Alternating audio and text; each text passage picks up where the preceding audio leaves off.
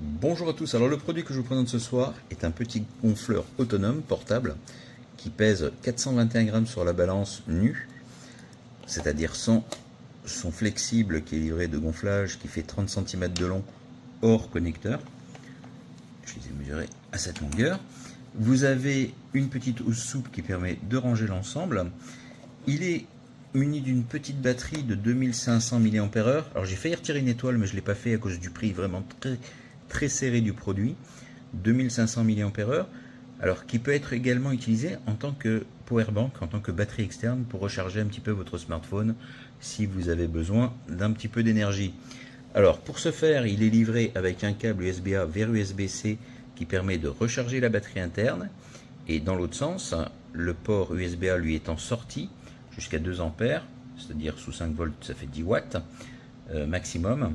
Pareil en entrée, c'est 10 watts, et ça vous permettra donc de recharger votre smartphone ou votre tablette, donner un petit coup de boost.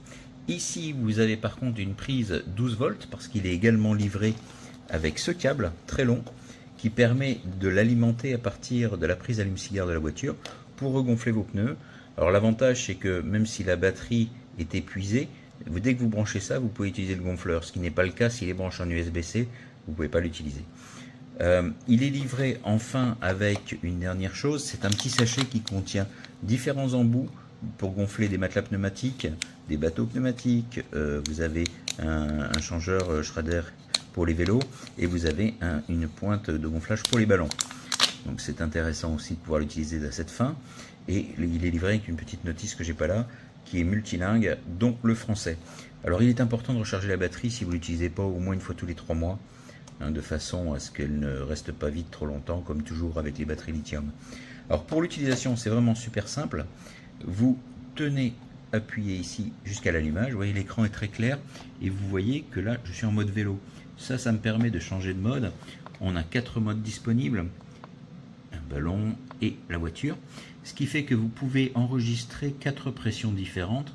Même si vous avez 4 voitures, vous pouvez utiliser chacune des icônes pour vos différents véhicules et rentrer des pressions différentes. L'unité, vous pouvez la changer en maintenant le même bouton plus longtemps. Ça vous permettra d'afficher des PSI, etc.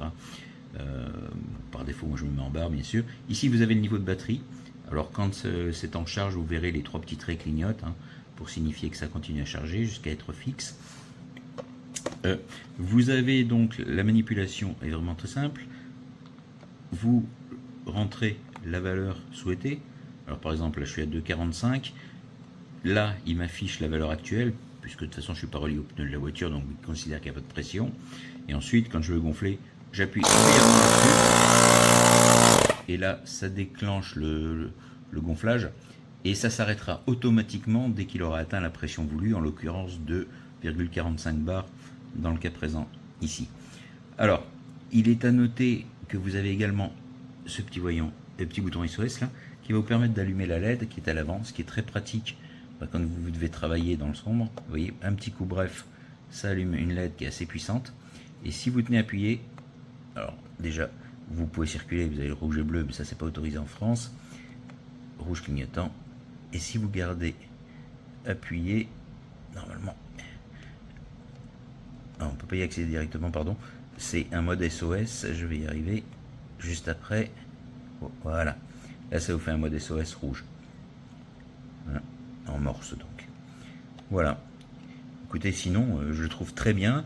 Alors par contre le temps de gonflage, effectivement, pour regonfler, passer je sais pas de 2 bars à 2 bars 3, compter au moins 40 secondes. Pour regonfler un pneu complet, ça sera presque 5 minutes. Donc c'est assez lent, mais c'est génial parce que moi, quand je pars en gyroroue ou en trottinette, je le mets dans mon sac à dos. J'ai qu'à emmener ça, le gonfleur, avec son flexible, et c'est tout. Et je peux regonfler en cas de problème, en cas de perte de pression. Ça c'est vraiment bien. Sinon dans le coffret de la voiture, là il y a encore moins de soucis. Ça prend vraiment pas de place. Pour l'éteindre, on tient appuyé. Hop, et c'est tout.